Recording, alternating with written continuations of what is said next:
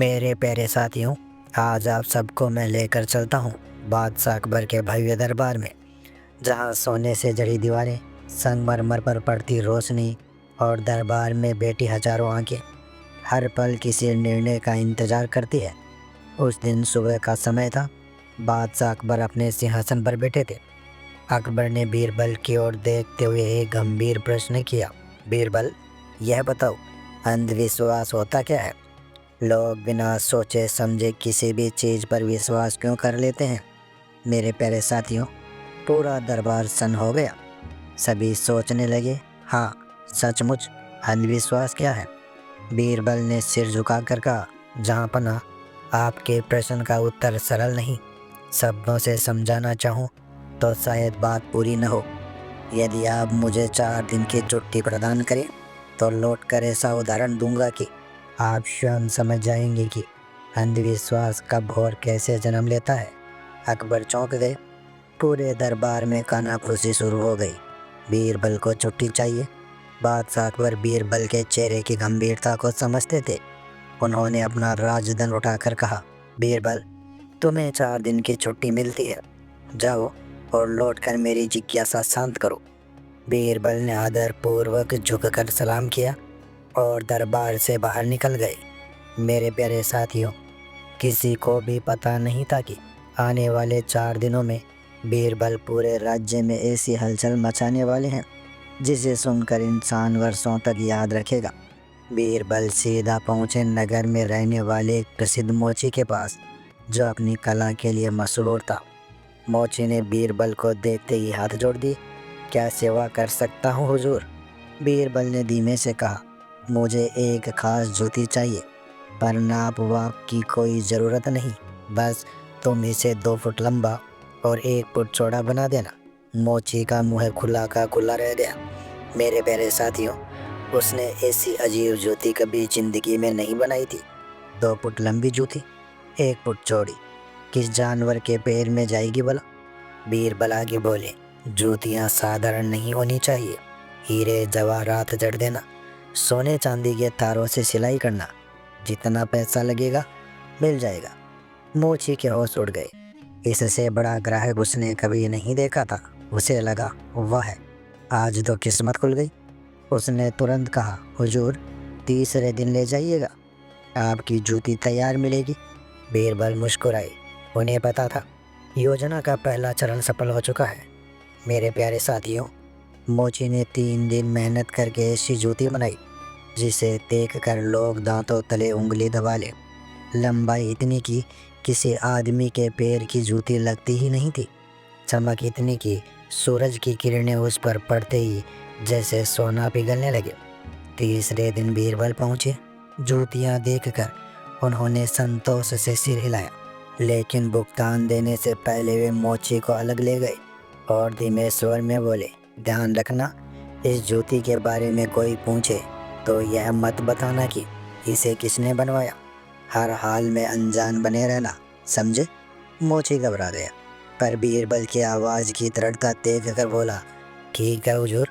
मेरे प्यारे साथियों, बीरबल ने जूतियों का एक हिस्सा अपने पास रखा और दूसरे हिस्से को राज्य के एक प्रसिद्ध पूजा स्थल में जाकर चुपचाप रख दिया। अगले दिन सुबह जब पुजारी पूजा की तैयारी करने अंदर गया तो उसकी नज़र उस जूती पर पड़ी। वह दंग रह गया। ऐसी चमकदार, अजीब और भव्य जूती किस इंसान की हो सकती है? उसने तुरंत निष्कर्ष निकाला, यह तो देवी देवताओं का संकेत है। निश्चित ही ईश्वर स्वयं यहाँ आए होंगे। मेरे प्यारे साथियों, भीड़ जमा हो गई। हर व्यक्ति उस जूती को देखकर श्रद्धा से झुक गया। एक बोला, यह इंसान की नहीं हो सकती। दूसरा बोला, ईश्वर का चमत्कार है। तीसरा बोला, राज्य को बड़ा सौभाग्य मिला है। पूरे नगर में आग की तरह बात फैल गई। देवचरण की ज्योति प्रकट हुई है। कहानी तर्क छोड़ चुकी थी, अब सिर्फ अंधविश्वास चल रहा था। खबर पहुंची बादशाह अकबर तक। अकबर ने तुरंत पुजारी को बुलाया और जूती मंगवाई। जैसे ही वह भव्य जूती अकबर के सामने आई, वह भी क्षण भर के लिए चकित हो गए।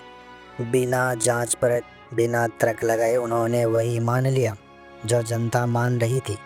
उन्होंने जूती को माथे से लगाया और कहा, इसे पूजा स्थल के सर्वोच्च स्थान पर रखो।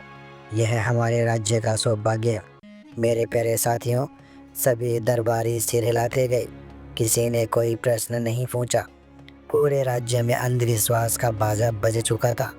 4 दिन बीतने पर बीरबल दरबार में लौटे। अकबर ने पूछा, बीरबल क्यों उदास हो? चेहरा इतना उतरा हुआ क्यों है? बीरबल ने गहरी सांस लेकर कहा, जहाँपना, मेरे परदादा की एक बहुमूल्य जूती चोरी हो गई है। चोर एक जूती ले गया, बस एक ही बची है। अकबर चौंक उठे, क्या तुम्हारे पास वह बची हुई जूती है? बीरबल ने थैली खोलकर वही लंबी अलंकृत जूती महाराज के सामने रख दी। अकबर स्तब्ध रह गए। तुरंत आदेश दिया, पूजा स्थल से दूसरी जूती लाओ। जब दोनों जूतियां साथ रखी गई, बिल्कुल एक जैसी थी। अकबर के चेहरे का रंग उड़ गया। पूरा दरबार हैरान रह गया। दोनों जूतियां बिल्कुल सामने रखी थी। एक जिसे पूरे राज्य ने देवचरण कहकर पूजा था, और दूसरी जिसे बीरबल अभी अभी अपने थैले से निकाल कर लाए थे। मेरे प्यारे साथियों, राजा अकबर की आंखें फैल गई। उनके मन में मानो दिमाग ने करवट बदली हो। वे धीरे धीरे सिंहासन से उठे और दोनों जूतियों के करीब गए। एक एक कर उन्होंने उन्हें हाथ में लिया ताकि अंतर पता चले, पर अंतर था ही नहीं। दोनों जूतियां एक ही मोची के हाथों की थी और इसके पीछे छिपी थी बीरबल की योजना। अकबर ने गहरी सांस ली और बोले, बीरबल, यह कैसे संभव है? पूजा स्थल वाली जूती तो देवताओं की मानी गई, और यह दूसरी बिल्कुल वैसी ही कैसे है? पूरा दरबार कान लगाए सुन रहा था। हर चेहरे पर असमंजस, हर मन में उलझन। बीरबल ने आदर से झुकते हुए कहा, जहाँपना, इसी में आपके प्रश्न का उत्तर छिपा है। इसे ही अंधविश्वास कहते हैं। मेरे प्यारे साथियों, दरबार के बाहर हजारों लोगों की भीड़ जमा हो गई थी। सब जानना चाहते थे, देवचरण की जूती का रहस्य क्या है? कई लोग बोल रहे थे, अरे यह तो चमत्कार है, देवताओं का संकेत है, राज्य पर कृपा हुई है, यह तो पूज्य वस्तु है। लेकिन जब दोनों ज्योतियां एक साथ दिखाई गई, भीड़ भी हिलने लगी। लोग एक दूसरे को देखने लगे। शक पहली बार मन में उठ रहा था। अकबर ने अपनी शाही पगड़ी सीधी की और बीरबल की ओर घूरते हुए बोले, बीरबल, तुम कहना क्या चाहते हो? क्या यह सब भी तुम्हारी योजना थी? बीरबल ने शांत स्वर में उत्तर दिया, जहाँपना, आपने ही पूछा था कि अंधविश्वास क्या है। मैंने सोचा सिर्फ शब्दों से उत्तर दूंगा तो बात समझ नहीं आएगी, इसलिए एक उदाहरण तैयार किया, एक अनुभव जिसे देखकर लोग खुद समझ सकें। मेरे प्यारे साथियों, अकबर के चेहरे पर अब धीरे धीरे समझ का प्रकाश फैलने लगा। बीरबल आगे बोले, महाराज, किसी ने यह नहीं सोचा कि जूती कितनी बड़ी है। किसी ने यह नहीं तोला कि किसी मनुष्य का पैर इतना विशाल कैसे होगा। किसी ने मोची से पूछने की कोशिश नहीं की। किसी ने तर्क लगाने की ज़रूरत नहीं समझी। बस भीड़ ने जिसे चमत्कार कहा, हर व्यक्ति ने आंखें बंद करके वही मान लिया। यही अंधविश्वास का सबसे बड़ा आधार है, भीड़ का अनुसरण। चाहे भीड़ सही हो या गलत, वे सोचते नहीं, बस मान लेते हैं। अकबर ने कहा, तो तुम कहना चाहते हो पूरे राज्य ने जिस वस्तु को देवचरण मानकर पूजा, वह वास्तव में एक साधारण मोची की बनाई गई जूती थी? बीरबल ने सिर झुकाकर उत्तर दिया, जी महाराज। और यह पूरा राज्य उस भ्रम में फंस गया, क्योंकि किसी ने सवाल नहीं पूछा। किसी ने यह नहीं कहा, पहले जानो फिर मानो। अकबर का चेहरा शर्म से लाल हो गया। उन्होंने धीमे स्वर में कहा, बीरबल, इसका मतलब मैं भी उसी भीड़ का हिस्सा बन गया? बीरबल मुस्कुराए, जहाँपना, यही तो अंधविश्वास की ताकत है, वह किसी को भी अपने घेरे में ले लेता है। मेरे प्यारे साथियों, भीड़ में खड़े लोगों के चेहरों पर अब भ्रम की बजाय समझ आने लगी थी।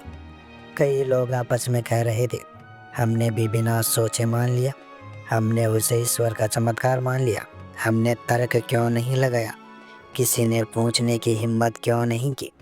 धीरे धीरे यह बात फैलने लगी। जो भीड़ कभी पूजा कर रही थी, अब उसी जूती को आश्चर्य से देख रही थी।